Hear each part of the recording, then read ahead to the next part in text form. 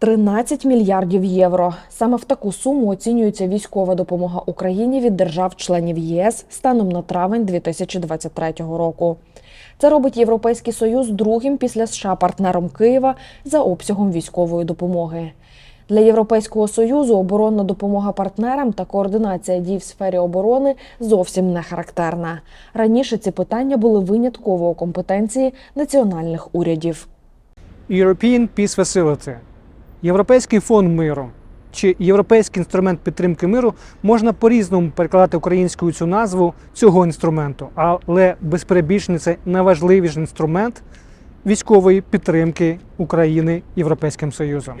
Це новий позабюджетний інструмент, який був введений в дію лише в березні 2021 року. І лише завдяки йому стало можливим, щоб Україна отримала зброю від Європейського Союзу. Адже до цього ніколи Європейський Союз не надавав зброю партнерам, третім країнам. Це заборонено угодами Європейського Союзу. The European Peace Facility is an instrument that we are very happy to have. It was basically a gap in our toolbox, and now we have a tool, an instrument that helps us build the capacity of partners.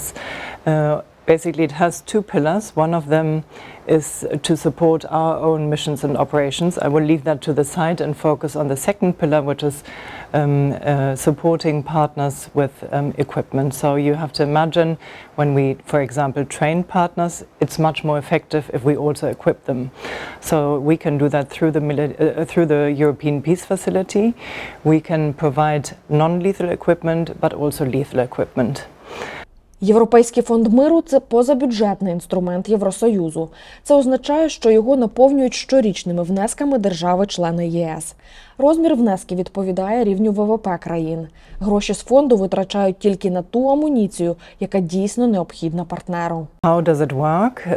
Basically, we have a request from the beneficiary. Mostly it's the foreign ministry who says we are in need of a certain type of support. It's the same for Ukraine, obviously, as for every other country. We can also have proposals from our member states.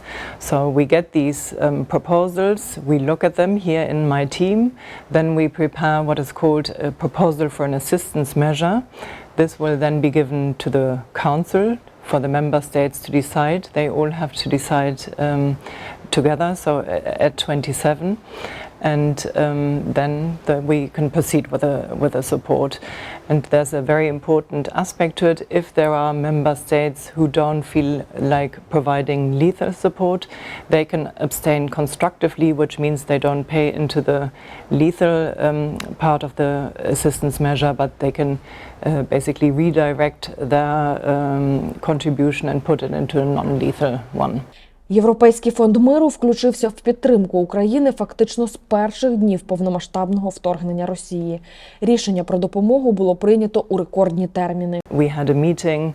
It was on the 27th of February, and the decision to put 500 million or to support Ukraine with 500 million euros in order for member states to provide military equipment to Ukraine. And the EU would then, through the EPF, reimburse member states. So it's not the European Union as such, as an organization sending the military equipment, but it's the European Union reimbursing member states who do that. And ever since we had many what we call tranches, so packages of support to Ukraine. Початковий бюджет ІПФ, розрахований на 7 років, становив 5,9 мільярдів євро. Україна вже отримала 3,6 мільярдів з цих коштів. Тож нещодавно ЄС збільшив бюджет фонду ще на 2 мільярди, які спрямують на те, щоб якнайшвидше доставити Україні необхідні артилерійські снаряди. For us, what matters is speed. So this is a crucial moment, crucial issue. And we ask member states and institutions to take into account and to be flexible. So to find definitely what will work, but the mechanism what will work, but which will enable us to get what we need in a very speedy way. 1 мільярд євро, що додали до бюджету ЄПФ, піде на вже випробувану процедуру. Державам-членам відшкодують кошти за негайні поставки Україні снарядів, які ще залишилися у них на складах. Але запаси європейських країн також вичерпуються. The figures show that Russia uses per day as much ammunition, shells, what European countries are as a combined effort currently produce in a month. So day to month. Ukraine uses in a day around 10 times less.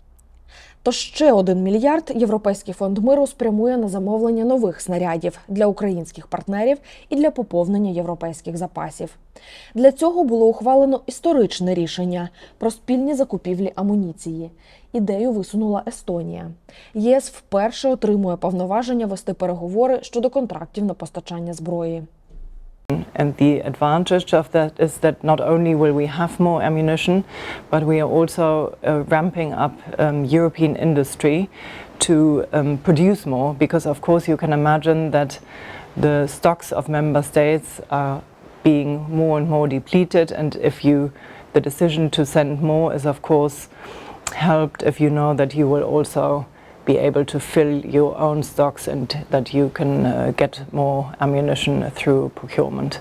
So some estimations are that if this joint procurement will be well implemented, during the fall of this year, European defense companies could be capable, as a combined effort, to rise their volume of their production of shells up to the 7 times. Новий інструмент спільних закупівель дозволить не тільки заповнити європейські склади, але й має дати новий поштовх розвитку оборонної індустрії. Ключовою тут може стати співпраця з Україною. I think a strategic technological element there for the European Union to use procurement by the European Defence Agency to make European defence industries being able to provide technologies that are at the moment only provided by players outside of the European Union. I think that is a very important question going forward to the long term.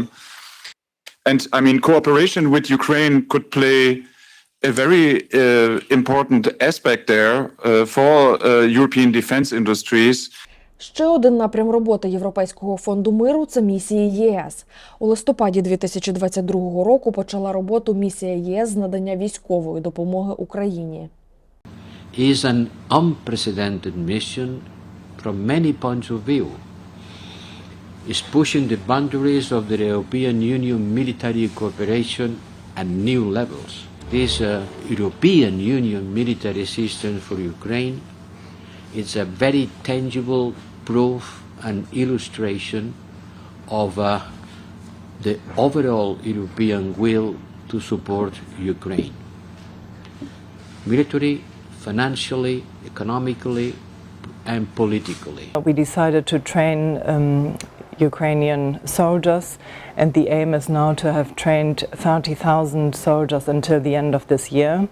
All of this, of course, is always based on the request of the Ukrainian government, so they tell us exactly what they need. Everything we do is tailored specifically to the needs of Ukraine. So we train soldiers in what we call collective training, so to make sure that they can function well together, but also in specialized training, medical training, logistics, many other forms of training, of course, also on the different systems that we provide. In addition to the training, we have specific assistance measures, so again financial support packages to this mission. It's a bit more than 60 million euros, which allows us to provide them with equipment like, for example, personal kit, uniforms, but also protection, medical kits, and there's also a lethal lethal assistance measure, because you can imagine if you train someone, they need to be able to have ammunition to train and train the shooting, etc. Європейський фонд миру залишається основним інструментом надання військової підтримки ЄС для України.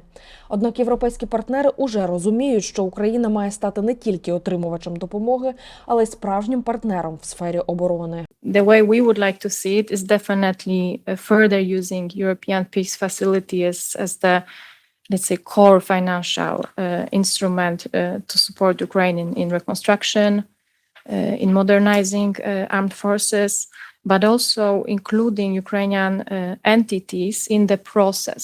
So this element of partnership that we talked about. So not just giving, but also kind of being in a dialogue and using the experience. I mean, there are ways to do it. Ukraine could be an implementing actor for some assistance measures, and this could be something very concrete in our view to bring Ukraine closer, let's say, to the institutions, to the processes. Українські виробники зброї до співпраці з європейськими колегами готові. Починати пропонують із найголовніших потреб. Першим кроком до цього ми бачимо освоєння на території України повного циклу ремонтних робіт з техніки, яка надається по військово-технічній допомозі. І тут без сприяння, без інтеграції з європейськими виробниками ніяк. Це і технічна документація правильно юридично передана, і освоює навчання, і логістичне, IT-забезпечення, тобто повний пласт там індустріальних питань, які ми самі, я так розумію, ми не вирішимо.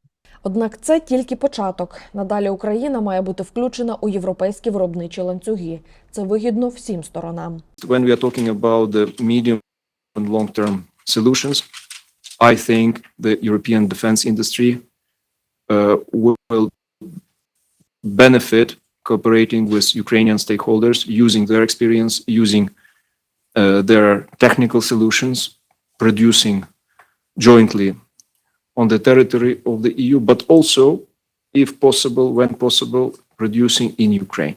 Уже зараз Україна має унікальний досвід. Нам є що запропонувати партнерам. Це кадровий потенціал, тобто багато технарей, скажімо так, які мають бойовий досвід,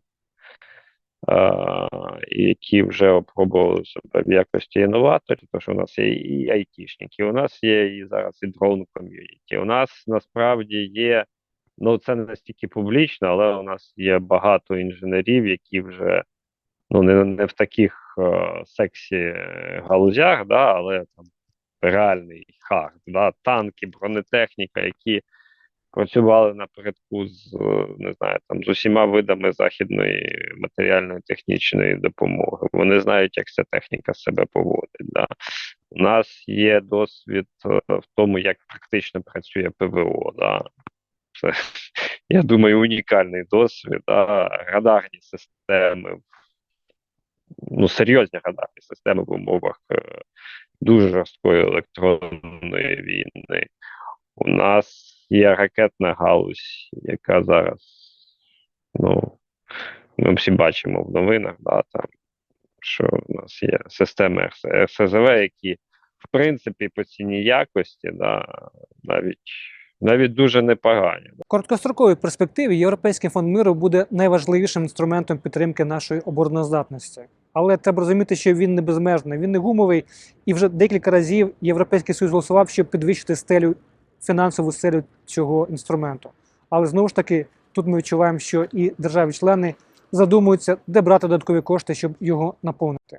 Але в Європейському Союзі є і інші можливості оборонної співпраці, які в осяжній перспективі можуть нам допомогти стати більш стійкими до загроз і посилити нашу обороноздатність. До них відноситься і Європейська оборонна агенція, це і програма постійного структурного співробітництва ПЕСКО, це і Європейський оборонний фонд, це і нові інструменти, які лише створюються, навіть ще не затверджені Європейським Союзом. Але вже зараз треба працювати над політичним рішенням, щоб Україна брала участь в них як частина цього проєкту. Не лише як запрошена зі сторони, а як повноправний член, який дійсно може привнести свій вагомий внесок в обороноздатність і Європейського Союзу, і НАТО, але з іншого боку, як країна, яка дійсно своїм прикладом довела, що вона стоїть на сторожі європейських цінностей і безпеки.